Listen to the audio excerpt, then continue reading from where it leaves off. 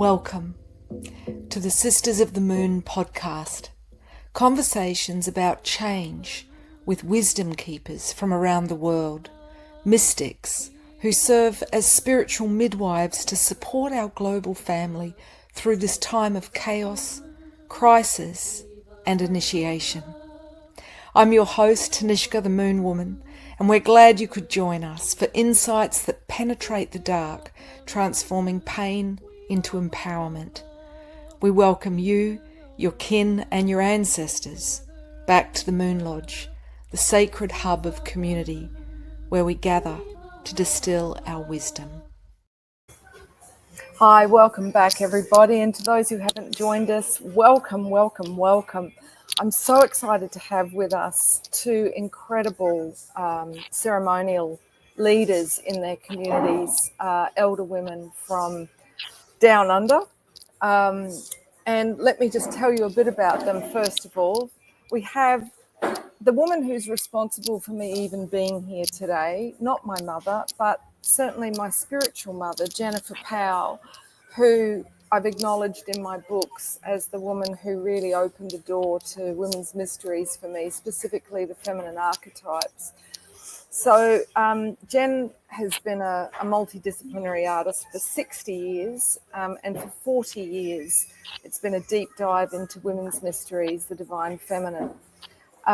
She's facilitated a great number of workshops and retreats, but she's also written a couple of books, including My Journey with the Goddess, where she shares artwork and her journey with the goddess archetypes. She's got a graduate diploma in transpersonal art therapy and counselling with a particular focus on death and dying. And for the last 14 years, she's been president of a regional community development group that uses art to bring people together and alleviate trauma. Now in her 70s, she's looking to do more in the digital space, which I'm thrilled about because it means she'll be more accessible to more of you. We also have Yia Alias, who I'm just absolutely in awe of the parallels in our journey. I'm thrilled to even connect with you, let alone have you here on the show.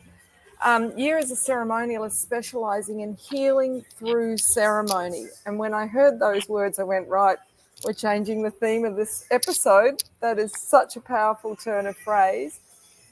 She's currently living and working in Darug, Darkinjung country. I don't know if I'm saying that right, which is in the blue gum forests of the Colo. Totally ignorant. I have no idea where you are, Yia, so I'll get you to fill us in a moment. Yia's been holding sacred space, counselling and honouring rites of passage for women for almost 30 years. And she's developed a variety of modalities during that time, including GirlStory, Journey with the 7 Greek goddesses. I mean, it's like Marcel Marceau, and New Way Walking. She's assisted people with ceremonial choreography ranging from weddings, loss, healing of birth stories, and the many situations where the navigation of transitions is needed on both the personal or the collective level. Her present passion is to support women through the eldering transition with a process she's developed called Bone Woman Conscious Eldering. Again, that feels good in my mouth, and in honour of that, I have worn my new Kali Bone Woman necklace. I only got this last night on Diwali, on the dark moon, because I'm currently putting together a costume to embody Kali to scare men in the Grail retreat so that they can face their fear of feminine power directly, specifically the dark feminine, in order to be, in a harmonious marriage with themselves, with women and the earth. So Bone Woman wanted to come today in honor of your work, our work, and the stripping back of the feminine that's essential for us to awaken to our power. So welcome to you both, and to this topic, healing through ceremony. Before we get started, I'm just going to light a candle to welcome in the clan mothers who preside over women's mysteries of all native traditions. and our own ancestors and oversouls and the collective sisterhood.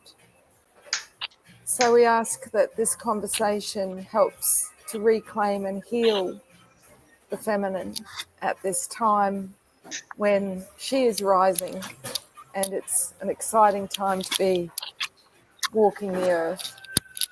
The other thing that I do at the top of our episode is to pull a card. And this card is for the collective, for whenever you find your way to this episode. And I had a bit of a chuckle because I know this is one of Jen's totems. Bear. Yeah. So the she-mother, the great protectress. And she represents power and sovereignty. And for me, that is the key to the mysteries that ceremony provides.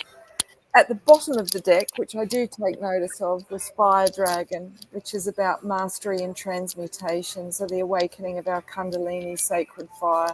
Such powerful allies to be joining us here for this conversation. So let's open it up. Thanks for listening. I want to first ask you, what is ceremony to you and why is it so important to you? Because today you mentioned the word ceremony and people just think of cacao or ayahuasca, and I could speak to that, but first I want to hear from you. So who wants to open up that combo first of all? I pass to Jennifer as the elder of our circle. Thank you. I think it actually comes through art for me, in that art has always been the doing part of my emotions. I've always had to physically do something with them, with my hand, draw them out, write them out, speak them out with gesture. So it stood to reason when I needed something to move through something that was immense in myself, it had to be a doing. So all ceremonies that I'm involved in and present are also include a making that allowed me to embody myself and help others embody themselves in the actual ceremony. I love that, Jen.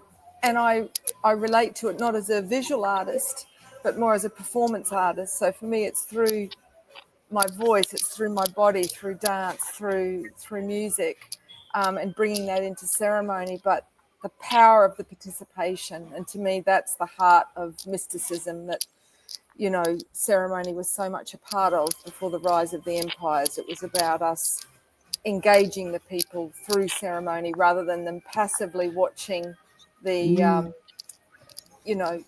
the clergy enacting a ceremony as passive audience. Yeah, would you like to speak to what ceremony is to you and why you're so passionate about it, or to anything that Jen said or I said? Yeah, well, just to resonate with Jen, I think just for this moment, it's that creating that bridge to the unseen world through the artistic lens that Jen creates through art. It stops the overbrain and allows something else to come in. And I feel that strongly as also a performance artist and also an installation artist. But just going into what it means for me, what ceremony for me is a moment in time that one encapsulates to navigate a transitional threshold with full conscious awareness. It's like a recommitment moment to where you sit in the center of your very own medicine wheel for that moment in time. There's an authenticity that happens in that moment. There's a vulnerability, there's a humility, and there's, by consequence, a great empowerment from that moment. But you can't just enter into it lightly, because there is something normally one is asking. and it's usually to help one navigate through a big challenge. And so, one has to render once again that overbrain to start to connect with one's place in the universe, and draw in threads from whatever culture or bloodline that you have within yourself, whatever you've gleaned into your toolkit, to enable one to start this. I call it the very first step. Now, in Greek culture, mythology, we have Hestia, which is called begin at the beginning.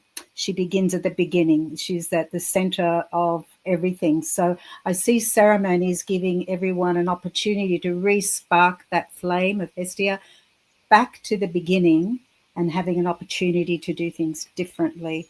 Now, I do have little things to say about that, consequently, what happens once ceremony is done, but I'll save that for later. Yeah.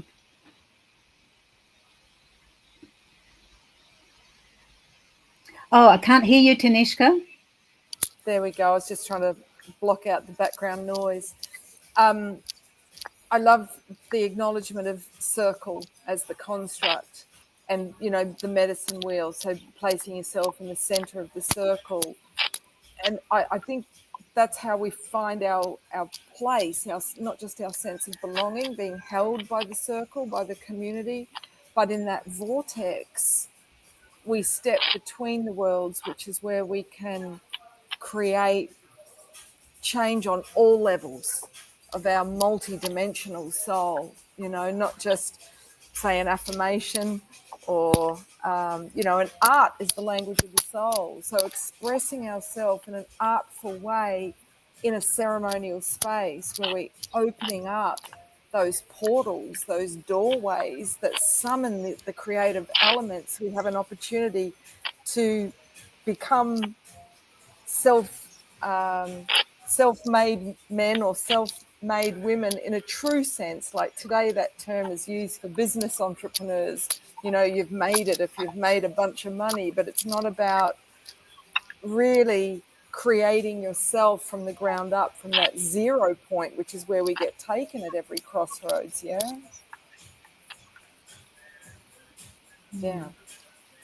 Anyway, I'm loving all three answers, and they're very different. They're very textured, but yeah, I mean, it struck me when I was back in Australia. I saw a young person had drowned, and at Lennox Beach near Byron Bay, and his friends every day came and did their version of a ceremony, which was, first of all, creating an art installation with driftwood, you know. I'm noticing a little bit of background noise. I'm just going to mute you one at a time to see if that gets rid of it. No, it's not you, Jen. I'm going to try you, yeah. I'm hoping it's not me. Yeah. Okay, so that stopped. There's a bit of background noise coming from you, yeah. I don't know what it is. It's a bit of clicking. So No, it's still there, Tanishka. Oh, you could hear it. Yes, I can hear it still. When I muted Yia, you could still hear it, because when I muted her, I could stop hearing it. Interesting. Oh, well, I'm sorry for the distraction. I've already clicked to reduce my mic background noise. If I could just ask the three of you to click, can you see 3 dots above your avatar pic?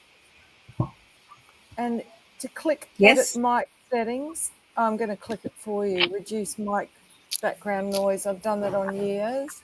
Let me do that on Jen's and see if that makes a difference. How's that? I think it's louder. God. Sorry, today's just Let's been a see. day of Let's see. stress. How about we just think of that clicking sound as some kind of like shamanic shaker Yes. Yes. in the It's background a of what rattle. Yes. and Incorporate it.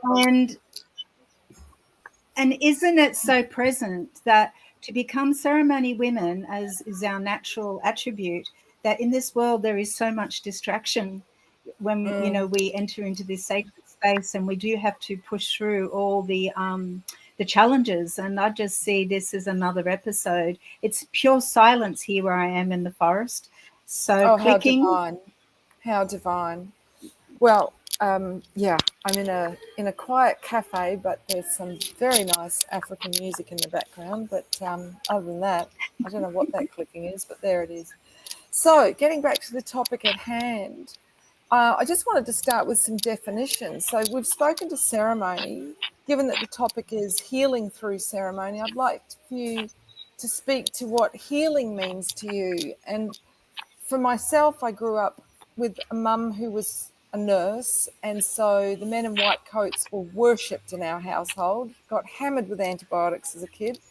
And what I observed is Western medicine focuses on the symptoms and on alleviating symptoms, whereas the more ancient forms of medicine, Ayurveda in India and traditional Chinese medicine, focus more on the cause, the root.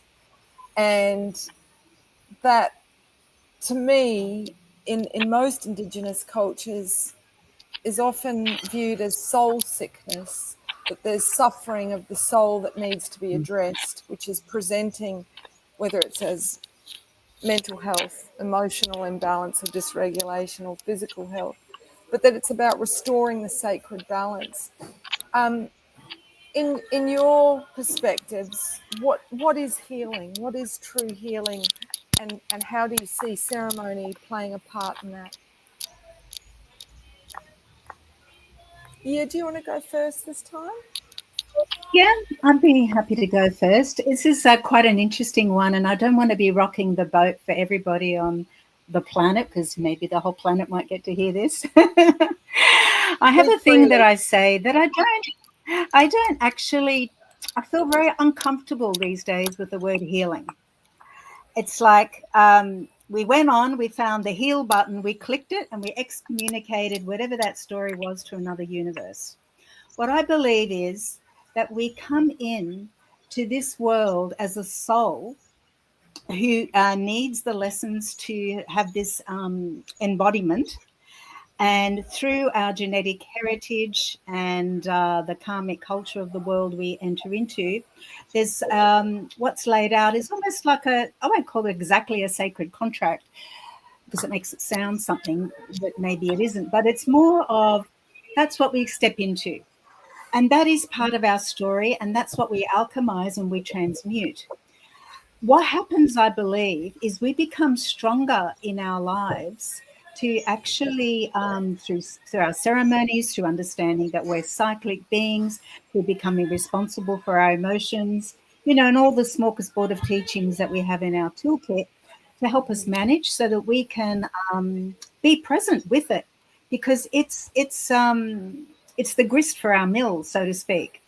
So I find with the women that I've worked in over the years, I say things like, hey, when it's a dark moon, perhaps, when you're run down, when you've been hit by a big trigger, when you become unconscious for a little while, caught in loops and stories, then there's like you become a feeding ground for those old stories that feed on you. And it doesn't mean that that was a waste of all of your money, all these healing modalities or anything like that. It just means that it gets activated and that you just become unconscious for a little while. And then when you restore balance, like you were speaking before, restore balance and consciousness, you can be present with that story because it's what's made you you, and be in relationship to it. And there, out of that comes the empathy that you can hold for others. And I think there is, back to now calling it healing, let's call it inspiration. It gives inspiration for others to, it kind of gives like a drop the shoulder release in that moment. Yeah. Oh, right. Okay.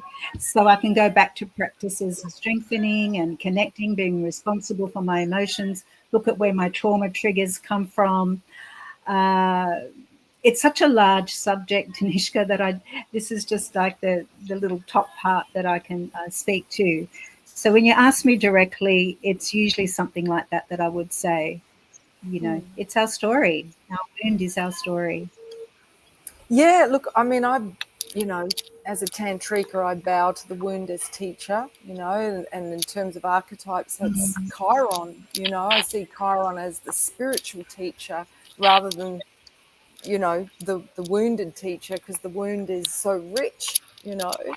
But yeah, I do see the essence of healing as the integration of all of the disparate parts into a cohesive whole, as in holistic. For me, that's the more whole we can become, the more healed we feel. But love your take on it. Jennifer, what about you? What's your kind of Um, take on it's healing? not dissimilar. It's not dissimilar. Um, from early childhood, I have memories of being told it's all in your head. And that was something that always rang for me. So I have always looked to see what was going on in my head whenever anything came up. And it was like, I have to get myself together. I have to sort myself out in order to deal with any health crisis that came up.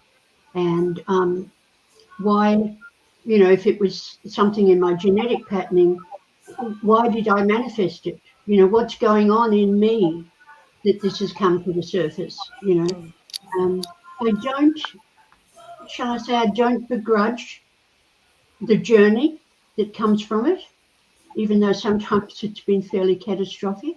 I don't begrudge it. I had obviously reached a point that it had to manifest in this way before it got the right attention.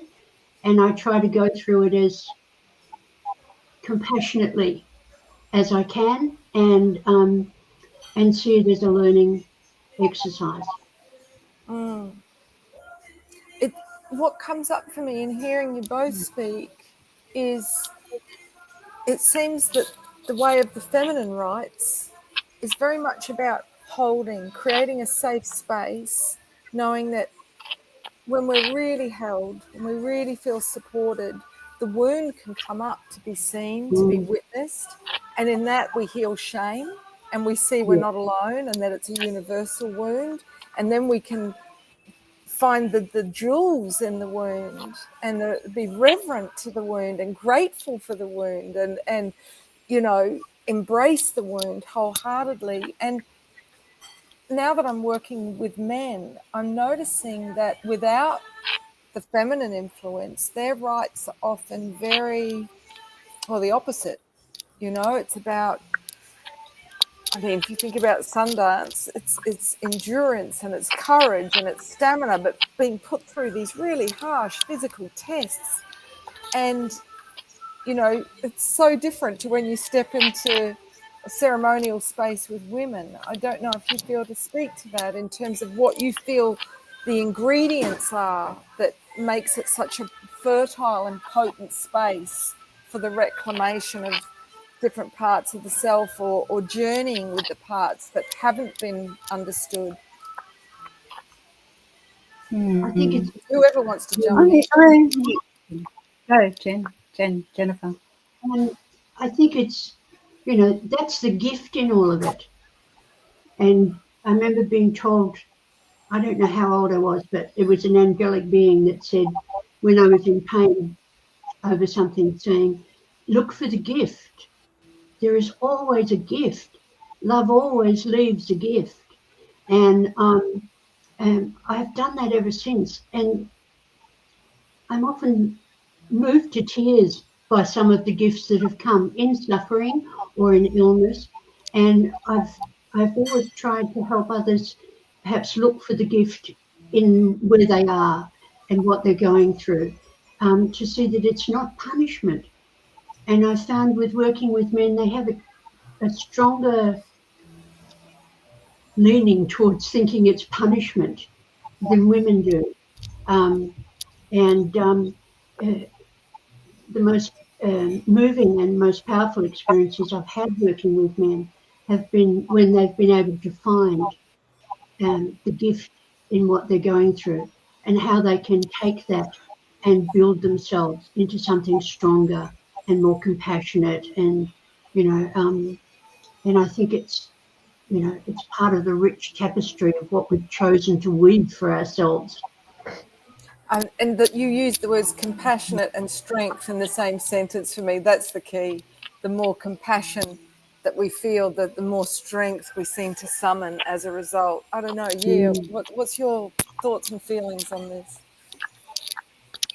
Well, as a triple S, my mind is flying. Which little piece can I pull out in this moment? So where will I begin? Right.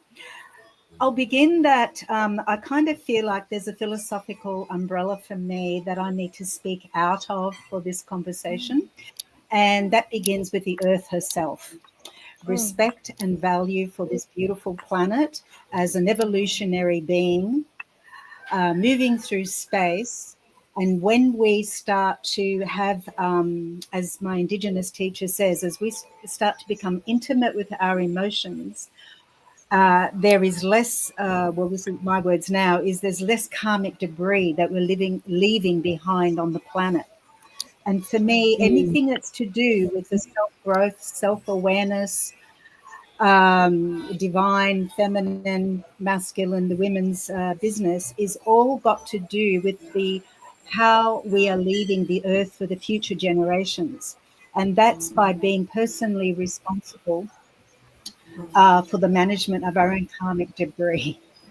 And so I feel that ceremony gives us an opportunity to, these words that came through, and when we start to let go or integrate more, like, be intimate with those emotions, when what happens is it's like we come home to the wise elder within ourselves.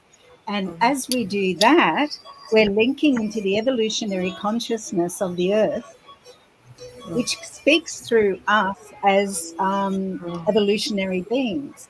And I believe that the world at the moment is stuck in static systems that maybe 2,000 years ago somebody downloaded something, a download from the universe that made sense, and we got stuck on all those systems. But we're part of something that is moving and growing.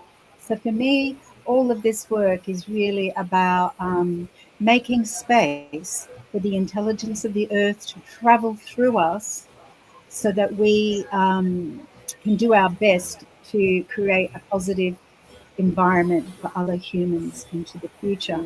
So all of the women's circles, all the practice, all of this stuff that we do, for me, is they're pathways to, and we all have our own way, to access that. Yeah. Beautiful. I love that. I mean, I literally woke up this morning with a song in my head, and that's a rare occurrence. And it was Calling Us Home.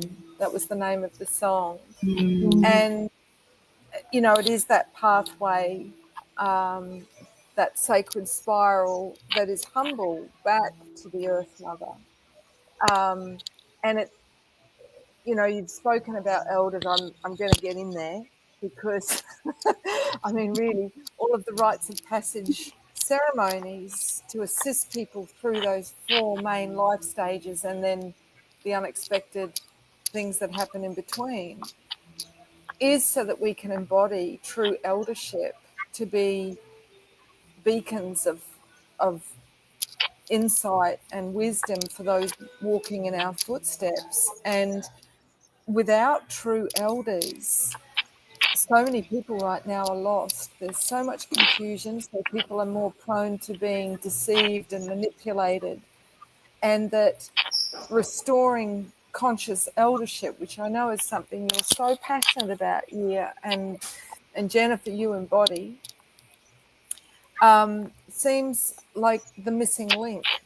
And if we think about the first 7 years of our life, we are soul dominant, and then we have that loss of innocence, which for too many happens before the age of 7. And then the ego becomes more and more dominant until usually midlife, when we get taken down in a really big way, and that's the duel between the ego and the soul. It's like, who's gonna prevail from here on in for the next half of our life? And to have more people that are soul dominant, i.e., identifying as part of the anima mundi, the world soul, which is the Gaia consciousness and is the global family, then we've got more that are working in service to the all instead of in service to the self. And I think that for me, that's why so many in Generation X are banging the drum about midlife and menopause, because it's such a crucial crossroads to get people stepping into conscious eldership. Would you both like to speak about the significance of conscious eldership and what you feel can support that? When I was late 30s, it wasn't something that I'd had an experience of. And I was the convener for People for Nuclear Disarmament at the time. And there was a small group of women, older women, who just seemed to have an annoying attitude to life. I was all, full of passion to get over the balustrades and make change in government. And they kept saying, the change must be at the grassroots. You start at the grassroots, and it might take a little longer, but that's change that stays. It's like planting seeds, they grow. You can change the government tomorrow, but they can change it back the next day. You've got no control over that. That's part of the ebb and flow. It's always the grassroots. And it frustrated me until I began to hear something in all of that and thinking, I'm not used to hearing this wisdom and seeing where it comes from. And I could see the experience in these women. I could tell that they had endless political years behind them to know what the reality of the scene was. And that's when it started for me. And it triggered my goddess stuff, because it was one of those older women who kept trying to get me interested in the goddess. And I thought that, the best thing you could do was look at human experience, not male experience and female experience.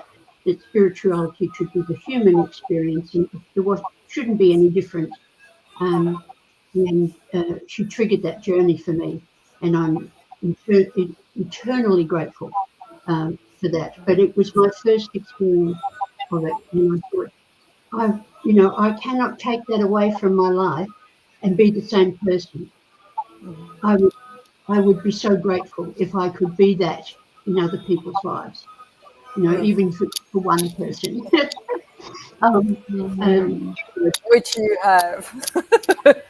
Yeah. And it's just paying it back for the gift that it was to me and to my soul, the gift it was to my soul. Beautiful. That word grassroots. Yeah. Got a lot to say about it, but I'd like to hear from you. I feel very moved, Jennifer, that you shared that, because when it activated a thought that I hadn't planned to speak of, and that was, for me personally, I sort of was going for the overview, but more personally, it's the elder women in the community that saw my light and almost pulled me by the hand to come through and join them. Being, even just seen at women's conferences and being allowed through that door to enable the work, So I'm so grateful for those women that have seen who I am. And going back to this idea of this, just a little touching on that conscious eldering, what I believe is that this particular generation, and the one that you're in, and I'm not too far behind you, maybe 1 year or so, Jennifer, is that we've come through that era of the 60s breakthrough into another paradigm. And out of that paradigm, there was a smorgasbord of modalities that never existed in one cultural sphere ever before. We went from Christianity to having herbalism, spiritualism, mind-altering substances, cracking open crystals, indigenous culture, everything. So we're a unique little piece. How do I describe it? Like a little segment that we've come in, birthed somehow into this realm, And it's not going to be repeated because we have memory of what it was like before all of the internet age. We've got these modalities, and I see us being the like Hecate at the crossroads when, you know, she's the one that knows where you know, where Persephone went. We then become, hang on, let me see find my words. Yes, modern matriarchs. Yes, we are the medicine women for a humanity that is losing sight of its true soul. So we can act as those as the medicine ourselves for those that are in doubt, are in shadow, by holding the light, holding the mirror to the gifts that people have that are struggling and fear. You know, because we've laid these foundational pathways ourselves and upon the women that you speak of, Jennifer.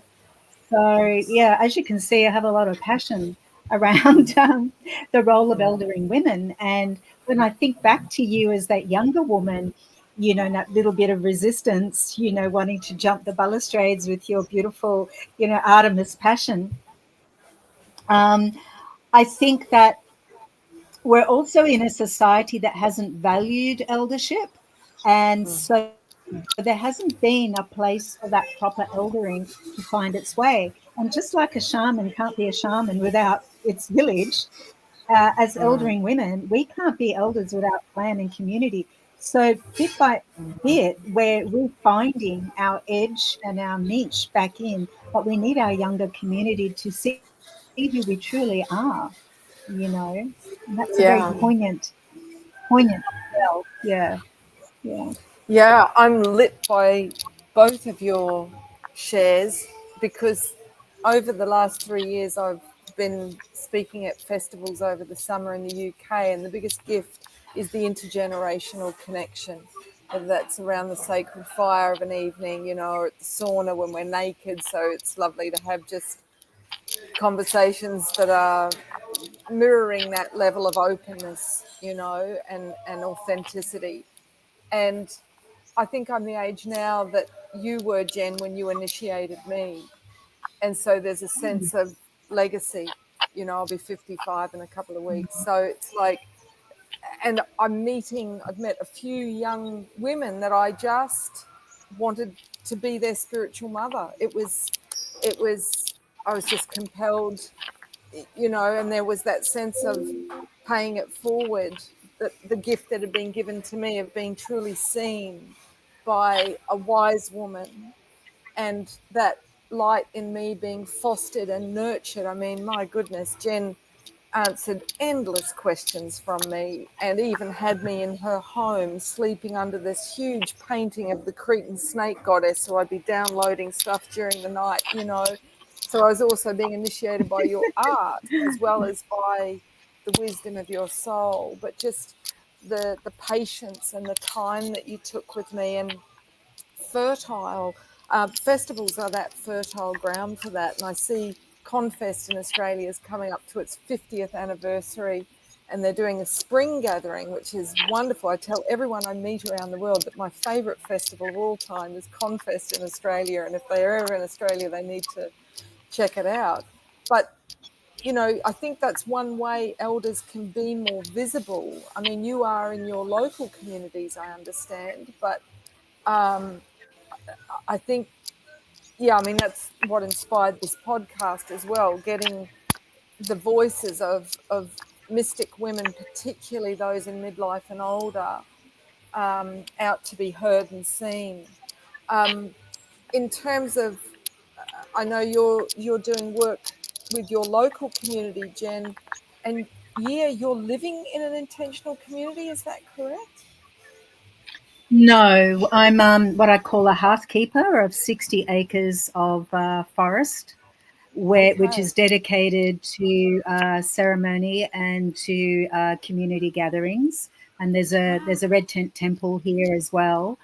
Amazing. And basically, it's really about tending the land, staying connected to the original people of the land, paying our respects to those that have passed on this land, and we start with all of these sequential foundations to make sure that the land is tended and kept safe and well, and to keep anything that is not in resonance at the boundaries.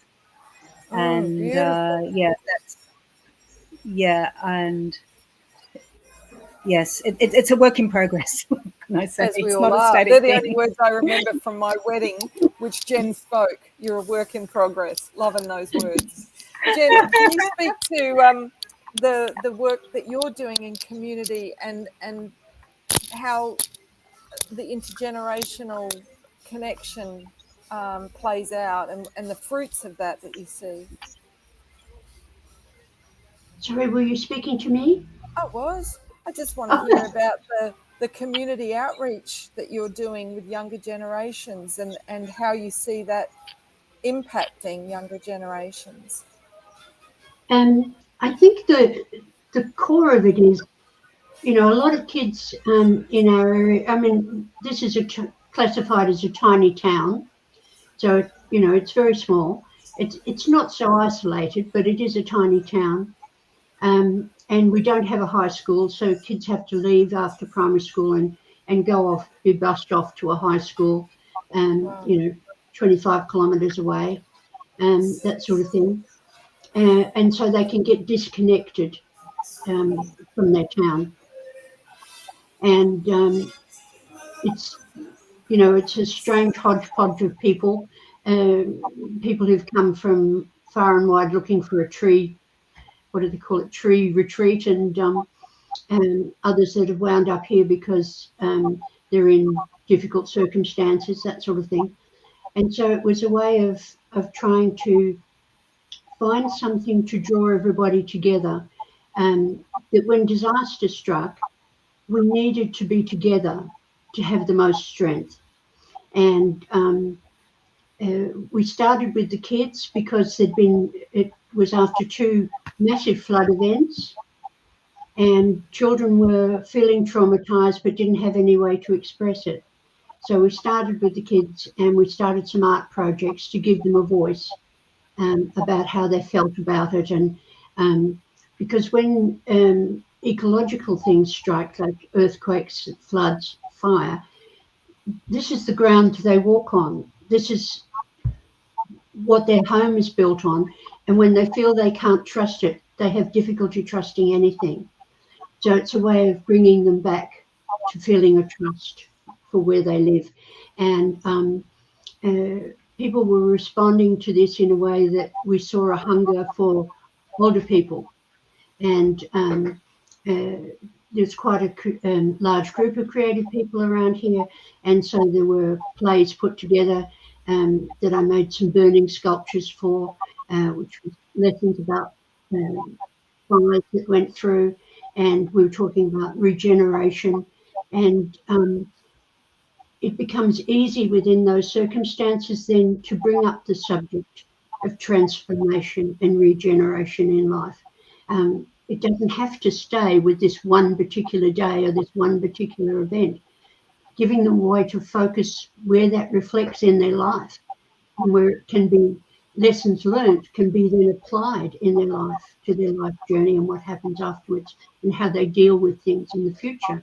And I always find the best place to begin with is children, because they're less resistant.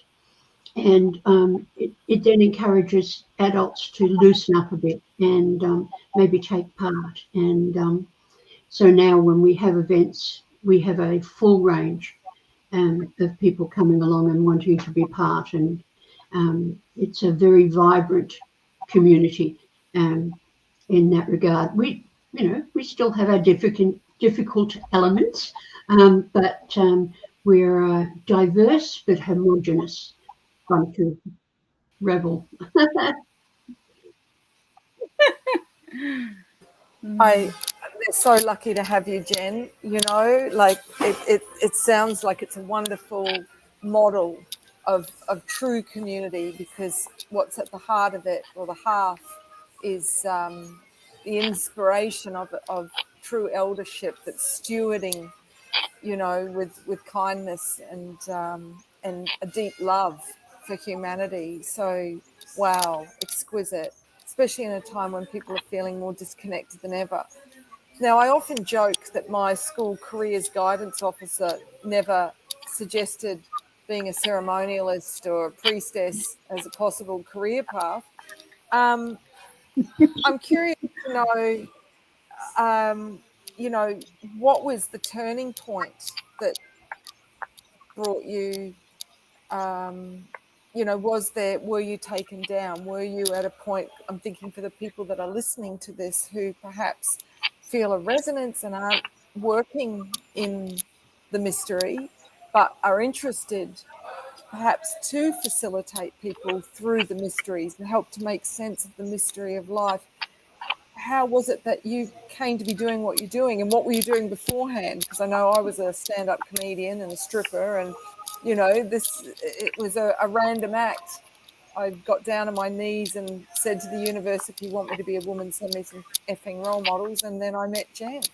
So I'm curious, was there a sort of a crunch time, a turning point for you? There was, as life is, there's a whole variety of crunch times. One was a pilgrimage at 22 around Australia, doing like an untrained shaman type of thing, not knowing but feeling the call. And but actually, I'll just speak of the most major one. Happened at around 42. That's when Bone Woman first came to me. So it's interesting seeing you with the bones, because I also created my own bone necklace of these kangaroo bones at the time. What it did to me, this pneumonia where I nearly died, during the fevers, it brought me to child abuse patterning that was pre-verbal and pre-moral, before those aspects had formed and shaped, and they were lodged in my cells. So the fever was releasing all of this, and it was very elusive. And I was then, at that moment in time, I had moved from being a visual display artist, creating beautiful environments for people, to now becoming a lovely Steiner School preschool teacher and thinking that I had arrived. Yeah. But the pneumonia told me different. Bone Woman told me different. I was taking a remedy from the Central Desert, and I was in a Tantra practice to do with the goddess Tara. And I was stripped of every single fiber. I was stripped down to the bone through the experience. And what I understood through the fevers was of my own sexual indiscretions in another lifetime, and how I'd come in to alchemize all of that and to transmute it. And it wasn't easy to face that soul mirror. And so the process began by then shedding my very long, very ornate dreadlocks as a dancer at that time. And people didn't, besides Sinead O'Connor, I didn't know anyone else that had shaved their head. That all had to go. And the voice that came through was let go, strip down, let go, strip down, let go. So anything, even with the dance, I was going to perform, and I had this outfit and I had this nice little top, this little suede top. And the voice, she was so authoritative. She said, no, this is not about lift and separate. This is about showing what a woman is in her 40s, post-breastfeeding, stretch marks. That's how you need to show up bare-breasted. And it was very hard. That calling was very hard. But I came through and I rewove myself through dance. I buried my hair and I did a dance waving at the two mirrors in the lounge room. I stepped back into a room, closed the door, in the understanding that there would be the new me, and surrender to it. But it didn't just happen. It took 10 years, that whole perimenopausal journey. And crone, I thought, that's okay. I'm going to go and hang out with the crone now. Great. I don't have to perform. I don't need to look beautiful. I don't need to do anything. I can just vegetate in this crone state. That's very naive. So this is how it felt to me. I felt like the crone was flicking me with like, flick, I'm not ready for you yet. I'm not ready for you yet, and flicking me into this unknown zone, unknown territory. Like, who are my role models for eldering women? How do I approach? Who do I be? I was like a, what do you call it? A multifaceted, I don't know, artist of many guises. I'll try this, I'll try that. And yeah, that's just a little tiny taste of a very large story that really had me owning some of the qualities that came through that practice, and brought me through. Then I started to do the ceremonies for the eldering women. And as you do ceremony teaches you. And I began to, eldering women were always important in my life, even as a child. So I started to do that honoring. Yeah. So that's just a little part. Yeah.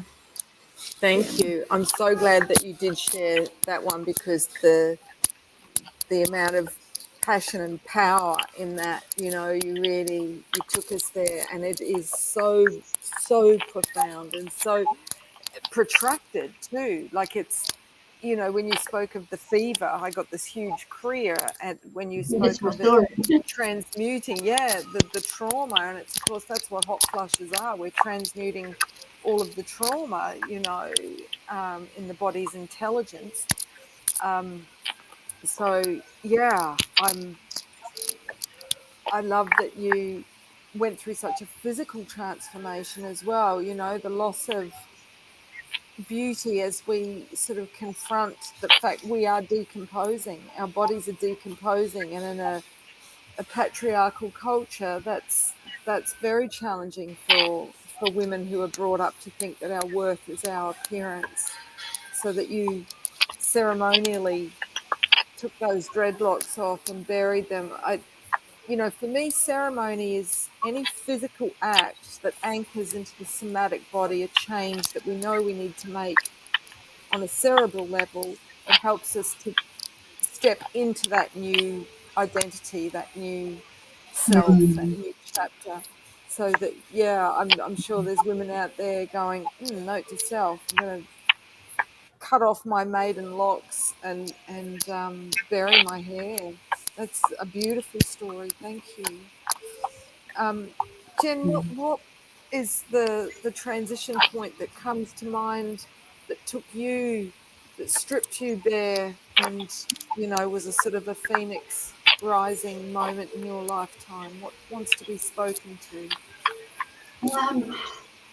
That's a hard one, because there's been several. And I guess it makes sense to go to one that has a more universal element rather than a very personal one, because it certainly, my experiences would not be everybody's journey. But when I came to the fairly catastrophic end of a 34-year marriage, I had a complete collapse, and I started having panic attacks. Now, I dealt with clients with panic attacks. I knew intellectually what a panic attack was, but I had never had one. They're just dreadful. And you really feel like you're going to die. And if you keep going, you want to die because they feel so bad. It was like I had no ground to hold on to. I was so used to being able to find my way through things, knowing that I had skills, but I couldn't reach for any of them. It's like everything had gone beneath me. And the only thing I could do was reach out to, and it was a purely instinctive thing. It was like, I'll go home to mother. Now, that's not perhaps quite the way that some people would say, go home to loving mother, because it wasn't quite like that. My mother was a pull up you big girl knickers and get on with it girl type person, and I knew I wasn't going to get a shoulder to cry on. But there was something inside me that said, that's where you've got to go. You've got to go back to the feminine. My mother and my sister and my older sister all lived in the same area. And I thought, that's where I've got to go. And that gave me a small space to start processing things. But the panic attacks kept going. And it took me a while to reach a point of saying, now why? Why is this happening? What is it?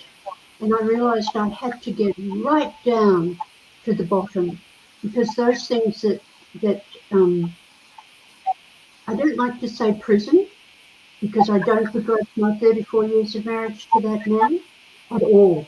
But I realized that the things that tied it together were very subtle, and they were about love, and they were about,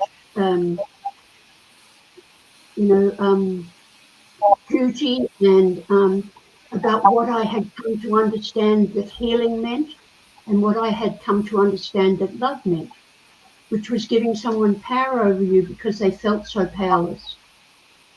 And I had to go right to the bottom, just like the butterfly. The caterpillar has to go to mush before it rebuilds itself. I had to go to mush and go, where are my strengths? Where do my bones lie? And in that process of rebuilding myself from the shattering, I realized that all the strength I thought was in the marriage was actually in me.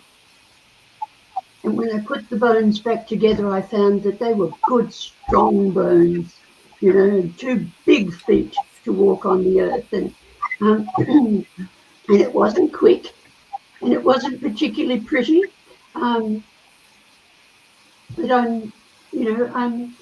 I have to say, I'm incredibly grateful for the experience, because I might never have found who I truly was without coming through that pattern. I would never have had the access to as much strength as I now have, because I didn't have the doorway. I'd closed it off. I'd wallpapered over it with love notes to my husband. And this was a way of exposing my inner self through myself. And I think that's what happens for people in these situations. Not only women, but for men as well. If you get down and you're lying on the ground looking up, you have much more of an opportunity to see just how far up is and how far you can go. And yeah, that I think that was my biggest down. And the reconstruction didn't take quite as long as I thought it would, because it was exponential. Once I started to find one thing, the other would come along, and I put those two bits together, and the motor would start to creak up, and then one thing led to another, and ended up with a high-speed car.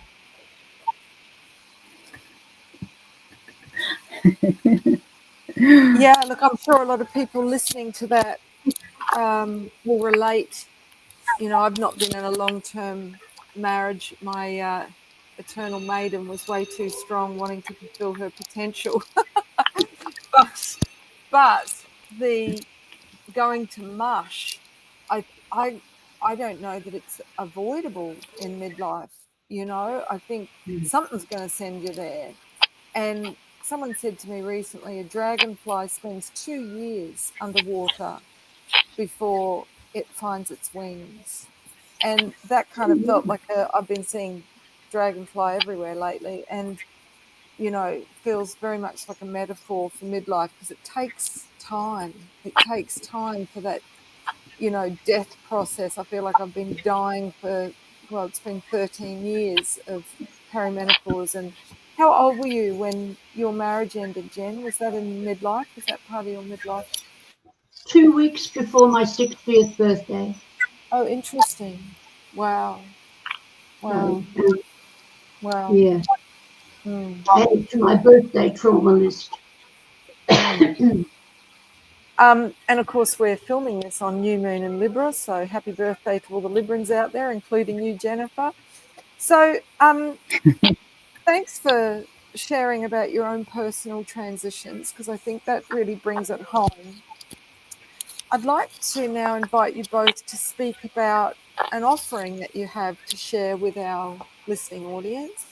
So, how everything you've distilled, you're able now to share as a service or as a gift to the world.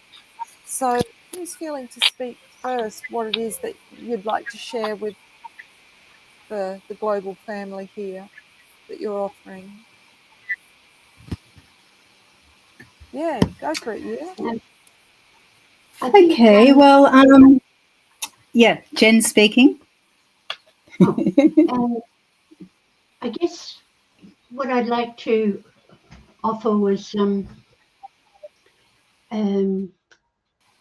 ritual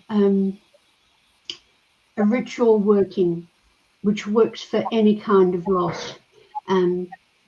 It works for divorce situations and for death and dying situations, or just the end of eras in your life, moving into menopause and, that sort of thing. And it's what I wrote my first book on, or is it Death, Dying and the Making of Boats, I think I called it. But it was the process of making something that represented journey, that was vessel and journey. And I decided on a boat. My father died at 63 suddenly in his sleep. And of course, there was so much left unsaid. And there were so many things that I wanted to tell him. And I was frustrated by all the things I'd never got to ask him. And I was grieving and frustrated, and I couldn't understand why I couldn't draw him in to talk to me. I can talk to other people's dead relatives. Why can't I talk to my own? And I thought, I'll turn to what I know best. I will make something. And he was a very proud Welshman, but he loved the Australian bush. He saw it. I think to him it was freedom. It spoke of freedom, because England was very confined, and he saw it as being very confined, and he felt like he was free to move in this country. And we often used to drive up to see him, and he'd be sitting on the veranda looking out into the gum trees. And so we had put on his coffin a big sheath of young gum on top of the Welsh flag. And I thought, that's what I must use. I must use young gum leaves. So if it was for you, it'd be whatever is most familiar to you, or most connected with the person you want to, if it's for somebody else you're saying goodbye to, or the aspect of yourself you're saying goodbye to. And I decided to make a boat, because we'd come to this country in a boat, so it seemed like a perfect thing. And I went to the big river gums on the edge of the river at the back of the university in Warrnambool, and I stood in front of the river gum, and I said, I told them about my grief and that I wanted to do this. And I stood there and asked if I could have the young shoots at the bottom, the softer leaves and the softer stems. And I say with absolute honesty that 2 boughs of that gum tree, which is not a flexible tree, came down and wrapped around me. And it was very clear to me that the tree understood loss and it understood grief. And then when the limbs came back up, I cut off the pieces that I needed and I took them with me, and I sewed them together. I made the frame out of the stems, and then I sewed the leaves on and painted the inside with beeswax. I made a sail, and all the time I was doing it with every stitch, and stitching is a very good way to do it, because it's so conscious. It's stitching together much better than nailing or gluing or whatever. I was thinking about my dad, and I was talking to my dad and saying the things that I always wanted to say. And it was very, very tangible to me, his presence, at least not in the stronger spiritual sense that I'm used to, but I knew that there was a connection between us, that he could hear what I was saying. And when I told the head of school that I was doing this, and I wanted to put some pictures of it in as part of my assessment, because I was rather proud of my boat. He said, "Oh, I want to do that too." So I took a workshop for people who were interested, and I showed them how to make the boats and how to do it consciously. And then we had a performance coming up, and I acted as shamanist for the launching of the boats and opened the four quarters and that sort of thing. And 25 people brought their boats down to the Turum River and sent them out to the sea. And it is so releasing. And you see the little candles, and if you're putting them into the waterways, please use beeswax and not paraffin wax. There's something about that, watching the light go out into the open waters and that sort of thing, that's very releasing. And you really feel it's like the way you burn things to release, like this was a much more tangible way, because we have stitched all of that into the boats. It was just a wonderful way to let it go. And it's you can tailor it in whatever creative and wonderful ways that you can think of. But I hope somebody out there hears it and finds it as a good way to release what they might be carrying unnecessarily. That's so generous, Jennifer, to share that ritual art making and how to do that letting go ritual. It reminds me of the ancient funerals where you'd send the person out on a pyre and you'd send the arrow and it would go up in flames, and that the crafting, actually making the medicine to send them off, that's done with our hands, which we think about the heart meridians coming down the arms and into the hands. It's like we're touching them with our heart, we're sending them off with our heart. Really beautiful. Thank you. Yeah, do you want to speak to that and what it is that you're love to speak to that.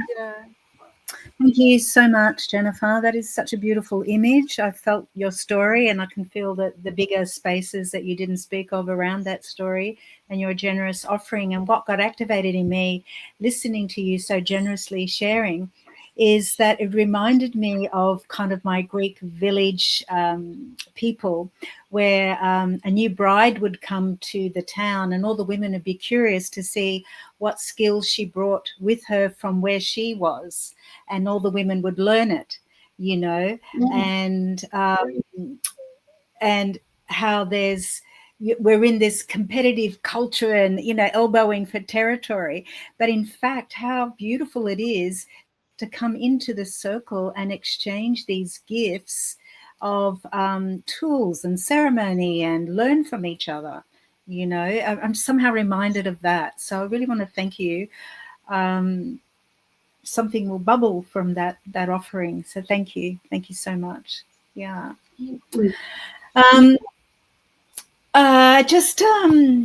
Okay, so my offering is just to speak to when you spoke, Tanishka, about the transition of these many years of being in the perimenopausal cauldron. So I see it that the hormonal disruption that happens during that time starts to break down all the patterning and belief systems that have been projected onto us by the overculture, by our families, through our childhood, all the belief systems, and that's kind of what I felt really strongly when Bone Woman came to do her visitation with me. I felt the breaking down of all of these patterns, but then you kind of like roar after that, yeah? So it's a wonderful opportunity for transmutation, and that's what I'd love to bring to the table for the menopausal women, that if they can use that opportunity for transmuting whatever values are not in alignment for what's emerging, yeah? So that's kind of the basis of why I've developed this website. In a way, I had to get all my downloads and writings up and out of me, and they're all up there on a website called Bone Woman Conscious Eldering. And the content, there's a process up there which is for free. And there is more. I will preface it by saying there is more I need to write on there, but I needed to take a space from it because there's a lot of words on it. But I do need to actually speak of the conscious eldering part, but that is coming. But there's a lot on there. Also, you'll see some of my writings speaking through the lens of mythology and women's business. But what I would like to truly share is the process called What's in the Harvest Basket. It's for the harvest queens, for the women going through at least 13 lunar months without menstruation. And what it is, it's been inspired by some training I did in anthroposophy. It's been inspired by Raphael Locke, who is the father of the transpersonal in Australia, the personal journeys work. It got activated from doing that work. So what I've done is put together a 7-year process, 0 to 7. There's activating questions in each one. And what happens is there's a small process to do, which is quite simple, where you make on round bits of paper a image on a mandala that comes together from the synthesis of the negative and positive forces of each one. These can then be used beautifully in ceremony, and there'll be photographs of that kind of thing on the website. So I'll have my harvest queens now. I don't do a harvest queen anymore unless she's actually done the journey, because everyone wants the crown, but nobody wants to do the work, you know. So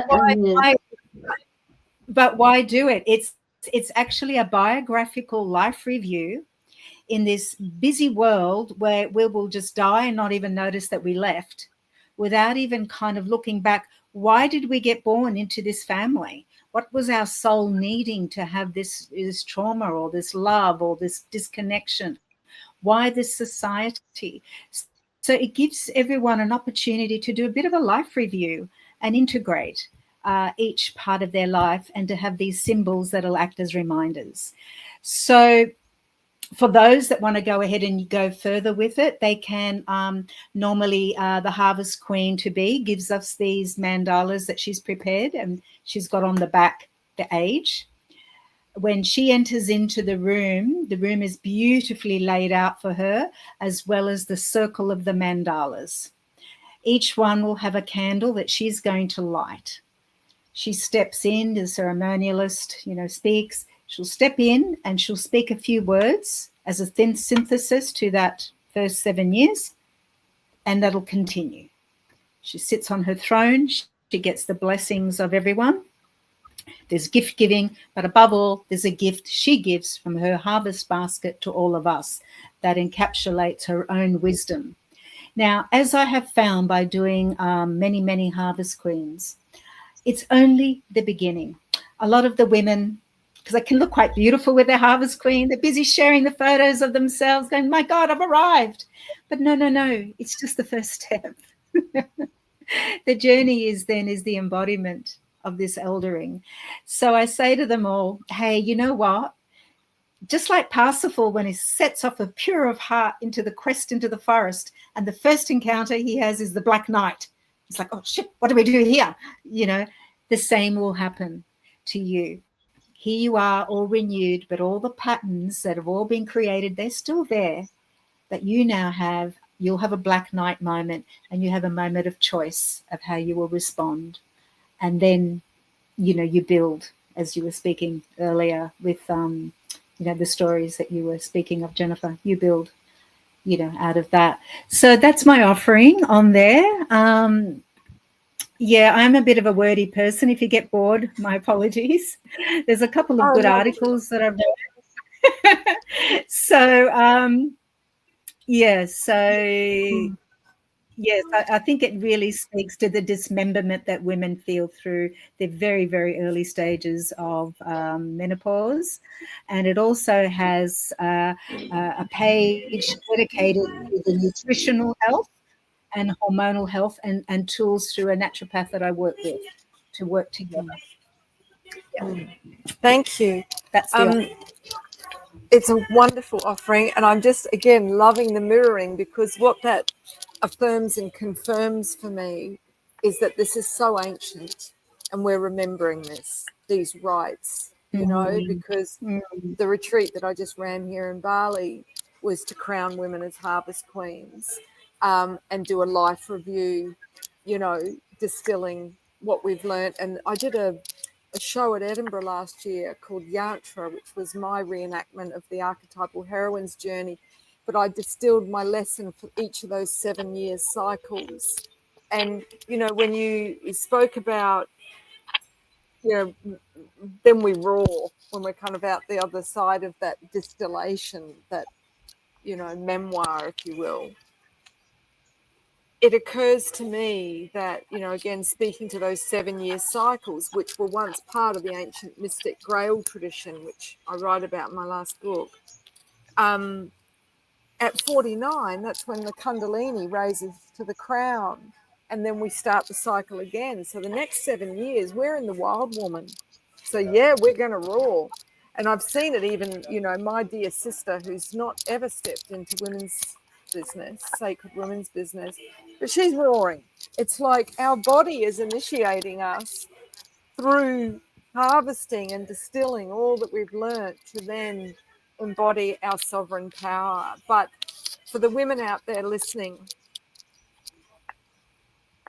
the opportunity to take that journey consciously, you're going to, like, you know, pressing wine, you're going to be pressed at this time of your life anyway. You might as well have the support to make it into the most exquisite distilled hermitage, you know, and make it joyful, you know, through coming together. So I celebrate that you're doing this work, and that together we are doing this work. To the women out there listening who are also initiating women, not just through midlife, but through loss, like Jen, you know, it's the work of soul midwifery is I don't think it's ever been more needed and more important.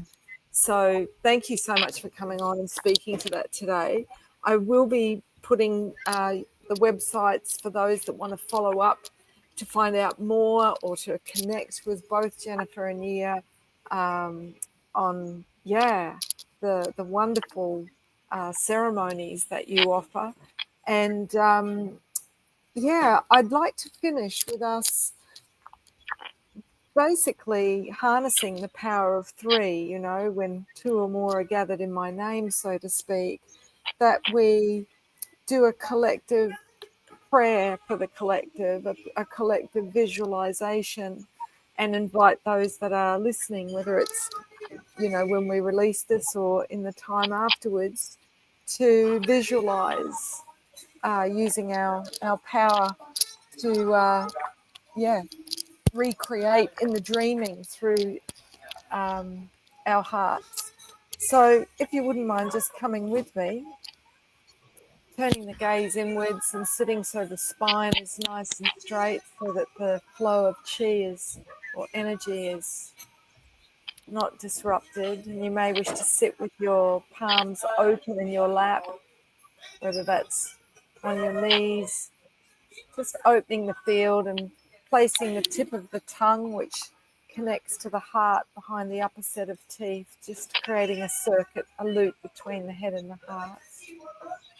Bringing the awareness into the heart, feeling gratitude for this conversation and that these women are showing up as they are because of their heart's calling, and for all of the women around the world that are showing up, holding people through their transitions. We bow and we say thank you. Your work is so important, so needed, so sacred. And I'd like to visualize a beautiful orb of energy spiraling now around the gathering again, calling people back to the sacred circle, to be able to witness each other at the crossroads, navigating thresholds. knowing that we're all in this together and we need each other, and that circle is what creates that container for us to do that transmutation, that act of alchemy.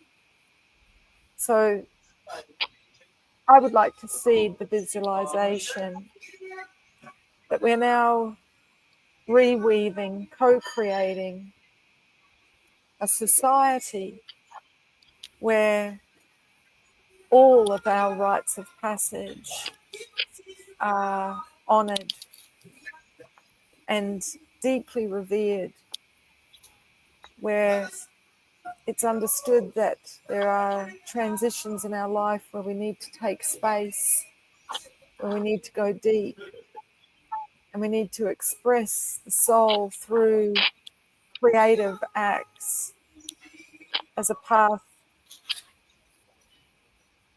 of remembering our soul's essence.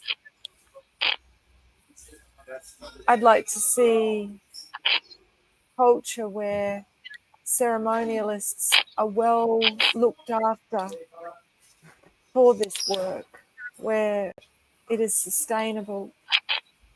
It's not seen as frivolous, but rather intrinsic and essential.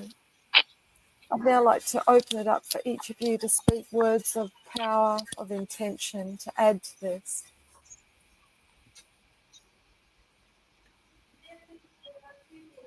Jennifer, would you like to go first? I'd like to say that if we concentrate on looking for the light in everyone, we amplify it. And that's what I would like to see, is go out amplifying the light. Beautiful. Yeah.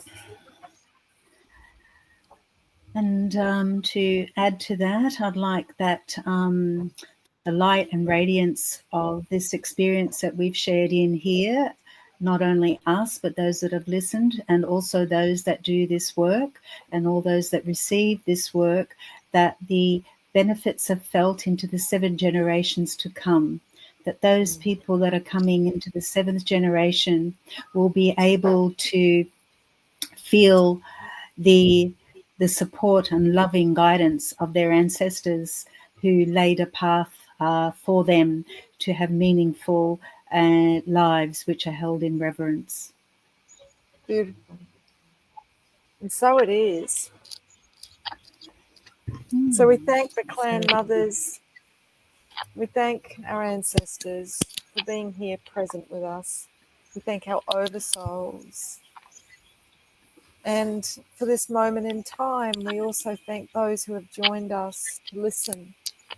And we hope this continues to be shared like a dandelion seed being blown around the planet for more women to, have conversations that nourish and validate our experience of the mystery and in the mystery, knowing that woman is mystery. And without women's mysteries, we don't know who we are as women and how to blossom and thrive. So thank you so much. I'm so grateful to you both for bearing with the tech stress that was encountered today, but also just for bringing your whole heart and your incredible depth and substance to this conversation. I know it will be soul food for many. Thank you for Thank you, inviting me. Tanisha. And thank you. And thank you, dear Jennifer. I've not met you before, and it's been such a delight to meet you. And and it enheartens me. Thank you. Enheartens me to know that you exist somewhere in this sphere called Australia. Thank you. Exactly. Well said. That's how I feel about both of you. Yeah, beautiful. Awesome. So we'll say sayonara, but until the next time. And we'll be back next new moon in this virtual moon lodge. So we welcome you back. And I know Yia's also got a podcast, so check that out on Yia's website as well. All right. Blessings on your new moon, everyone. Ciao for now. Ciao. Thank you for joining us for this episode of Sisters of the Moon. To receive a notification when it's time to meet again, click the button to subscribe, and we'll see you here next time we gather in the Moon Lodge. Until then, blessed be your thoughts, words and deeds under the guiding light of Grandmother Moon.